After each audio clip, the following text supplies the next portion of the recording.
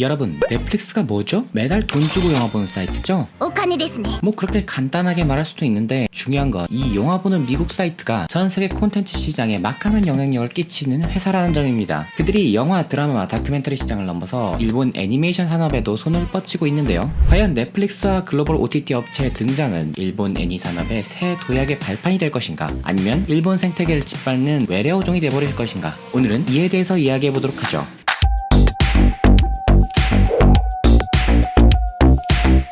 넷플릭스가 일본 애니 산업에 언제부터 신경을 썼을까요? 뭐 같이 사는 가족 마음도 모른다고 하니까 넷플릭스 사장 마음 제가 알 길은 없지만 그 관심이 의미 있는 행동으로 나오기 시작한 건 2016년쯤 폴리곤 픽처스를 만나면서부터입니다. 폴리곤 픽처스가 뭐하는 회사냐? 일본 애니 팬들한테 다소 생소한 회사일 텐데요. 그런데 사실 83년도에 창립해 CG 업계에서는 알만한 사람들은 다 아는 그런 회사였다는 거. 심지어 미국의 유수 3D 애니메이션에 참여를 해온 적이 있었던 실력 있는 회사입니다. 그런 회사가 처음으로 자체 애니메이션을 만들기로 결심하고 그렇게 해서 만들어진 애니메이션이 시도니아의 기사였죠. 당시 풀 3D 애니메이션으로서 이례적인 흥행과 함께 좋은 평가를 받긴 했지만 작품 자체가 SF 장르의 크툴루 계열의 테이스트를 넣은 지금 기준으로 봐도 충분히 마이너한 작품이었기 때문에 애니 좀 보는 사람만 그 회사? 하는 뭐 그 정도의 포지션이긴 했습니다. 그런 회사가 마침내 넷플릭스와 업무 제휴를 했고 그 결과 만들어진 작품이 2016년 방영작 아인이었습니다. 그렇게 폴리곤 픽처스는 넷플릭스가 일본 애니 산업에 처음으로 문을 두드린 회사로서 성장하게 됩니다. 그렇게 일찍이 넷플릭스와 협업한 폴리곤 픽처스의 사장 시오타 슈조는 삼성 코엑스에서 열린 시카프 2019에서 일본 넷플릭스와 함께하다 구원인가? 라는 강연을 통해 넷플릭스가 일본 애니 산업에 미치는 영향력을 소개하기도 했는데요. 실제 2019년 프로덕션 IG, 아니마, 데이비드 프로덕션, 본즈, 서블리메이션 등 5개의 제작사와 추가 제휴를 맺으면서 일본 유명 애니 제작사들과 제휴 관계를 확장하고 있는 추세이죠.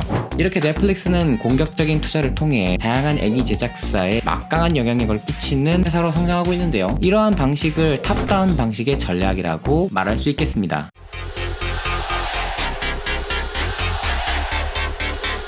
이렇게 넷플릭스가 일본 유수의 애니 제작사와 투자하고 협업하는 이유는 무엇일까요? 그건 넷플릭스가 재팬니메이션에서 기대하고 있는 것이 무엇인지를 생각해보면 어느 정도 짐작할 수 있습니다. 국내에서 넷플릭스의 위용은 근 5년 이내 알려진 사실이지만 사실 그 이전부터 넷플릭스는 꽤 오랫동안 사업을 해왔죠. 비디오 렌탈 업계의 후발주자로 시작했지만 DVD 구독 모델에서 OTT 사업 모델을 녹여내기 시작한 2007년을 기점으로 2008년에 비로소 독립된 구독형 스트리밍 서비스를 시작합니다. 그 과정에서 기존 TV 산업과 피 튀기는 전쟁을 하면서 성장해왔죠. 이렇게 고생 끝에 기존 미디어 산업을 뛰어넘는 새로운 컨텐츠의 승자로 발돋움하는가 했지만 새로운 경쟁자가 등장하게 됩니다. 어느새 넷플릭스의 경쟁자는 TV 시장이 아니라 새로운 플랫폼을 지배하려고 하는 IT 업체나 컨텐츠를 제작하려고 하는 회사와 경쟁해야 되는 상황에 놓이게 된 것입니다. 그래서 넷플릭스는 새로운 플랫폼 사업자를 견제하는 한편 신규 구독자를 유인할 필요가 있었는데요. 그러기 위해서 디즈니를 비롯한 컨텐츠 기업에 대항하기 위해 새로운 컨텐츠 소스를 발굴할 필요도 있었죠. 왜냐하면 이제는 컨텐츠를 만드는 회사들이 직접 OTT 서비스를 런칭하고 있는 시대잖아요. 그런 상황에서 주목한 것이 두터운 마니아층을 형성하고 있는 재팬니메이션이었습니다. 재팬니메이션은 기존 넷플릭스 컨텐츠와 성격이 달랐기 때문에 신규 구독자를 유인하기 위한 좋은 컨텐츠였죠. 실제 폴리곤 픽처스의 아인이 방영한 시기가 아마존 프라임 비디오가 런칭한 2016년과 맞물린다는 것은 결코 우연이 아닐 겁니다. 즉 넷플릭스는 콘텐츠 소스를 확보하면서도 신규 유입을 유도할 만한 마니아 컨텐츠로서 재팬니메이션을 주목한 것이죠. 이후 이러한 전략은 한국 드라마에서도 비슷하게 적용돼서 동남아권을 비롯한 아시아 계열에서 한국 드라마가 굉장히 인기 있지 않습니까? 그런 한국 드라마의 전략을 살펴보면 일본 재팬니메이션에 사용했었던 전략과 비슷하죠.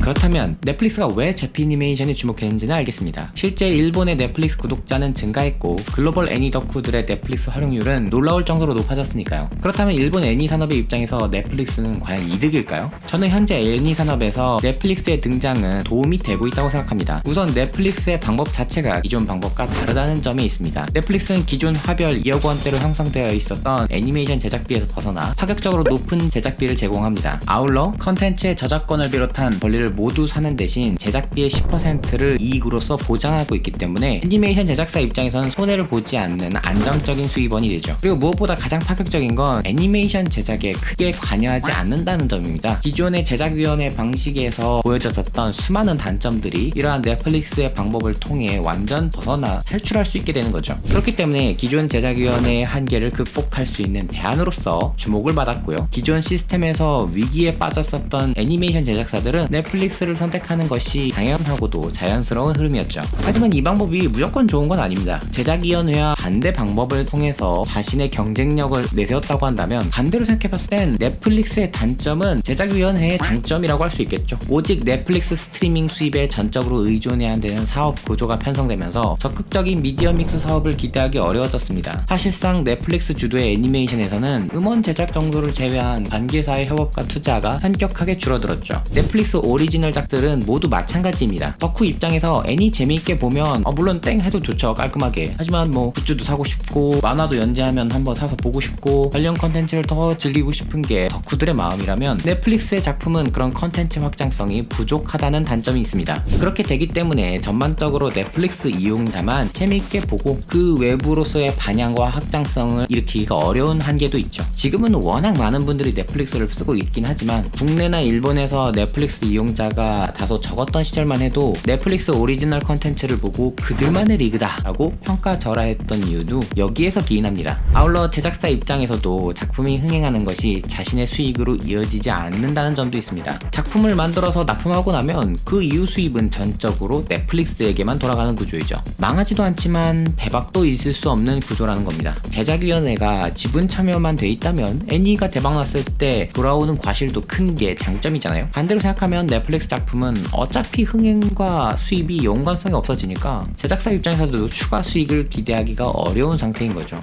왜 일본 서브컬처계의 최대 공룡 카도카와가 왜 넷플릭스로 적극적으로 만들지 않는 걸까요? 카도카와 입장에서는 잘 팔릴 작품을 넷플릭스에 넘기고 싶지 않을 겁니다. 왜냐하면 자신한테 들어오는 수익이 많지 않기 때문이죠. 이미 흥행에 자신 있는 원작을 가지고 있는 사람일수록 넷플릭스가 그다지 매력적으로 보이지 않는 이유도 여기서 기인합니다. 그리고 우리가 쉽게 착각하는 건데 넷플릭스가 자본의 힘을 바탕으로 컨텐츠 확보에 유리한 고지를 점하고 싶어서 일본 애니 산업에 투자하는 것이지 딱히 뭐 일본 산업을 키워야겠다 뭐 이런 대의가 있어서 투자하는 건 아닙니다. 조조의 기묘한 모험의 캐릭터 디자인을 맡았던 니시 테루미 씨가 진행한 인터뷰에서는 넷플릭스가 참여해도 결국 현장에는 환원되지 않는다는 취지의 인터뷰를 하기도 했었는데요. 제작사에게 더 높아진 제작비를 지원하고 있는 상황이 되었지만 그건 어디까지나 넷플릭스와 애니메이션 제작사 측의 관계이고 그 내부에서 제작을 하는 내부 스태프 인원들의 단가에는 영향을 주지 않는다는 것이죠. 심지어 넷플릭스와 업무 제휴를 한 다수의 회사 중에 수많은 회사들이 이미 고를 대로 고른 상황에서 넷플릭스에 투자를 받아 기사회생한 경우가 많습니다. 이런 회사들은 충분한 제작 투자비를 받는다고 해서 근로자한테 돌아오는 게 아니라 그동안 곪고 골았던 회사 사정을 연상하거나 소화하는 방식으로 이러한 자본금을 소모하고 있다는 의견도 있었습니다. 물론 이런 지점은 시간이 지나 시스템이 정비가 된 후에 또 어떤 상황이 될지 지켜봐야 되는 점도 있겠지만 현재로서 일본 애니 산업에 종사하는 근로자들이 넷플릭스 덕분에 먹고 살만해졌다 이러한 상황이 기대하기에는 좀 무리가 있지 않나 싶습니다.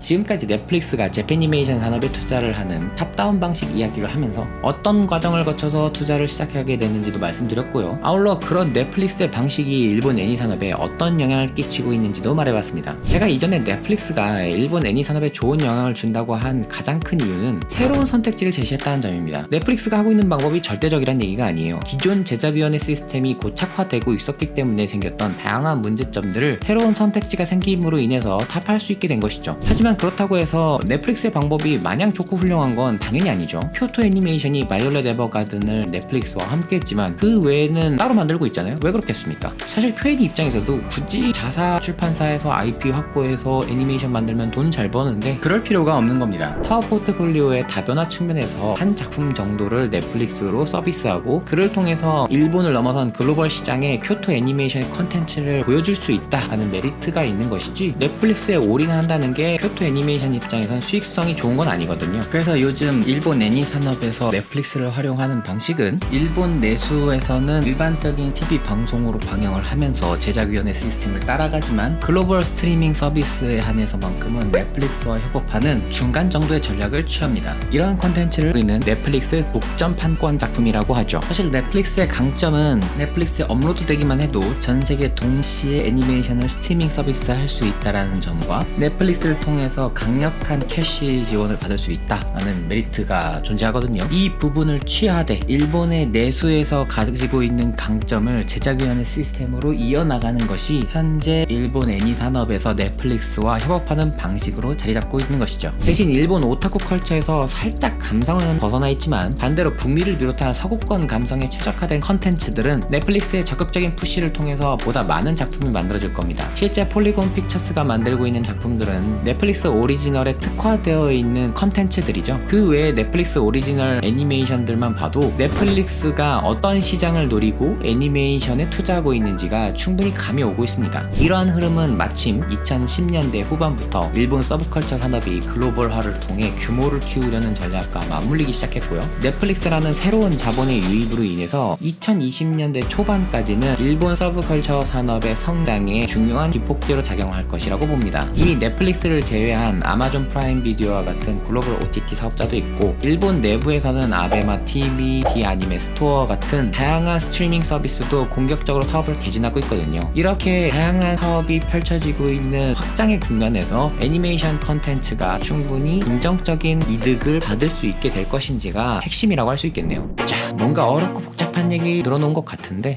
우리 덕후들한테는 결국 중요한 건 그거잖아요. 좀 더 합리적인 가격으로 편리하게 양질의 콘텐츠를 소비할 수 있게 만들어준다. 그리고 이러한 경쟁과 충돌을 통해 만들어낸 새로운 혁신들이 우리를 즐겁게 해줄 것을 기대하면서 이번 영상은 여기서 마치도록 하겠습니다. 이상으로 다큐멘터리 융싱이었습니다.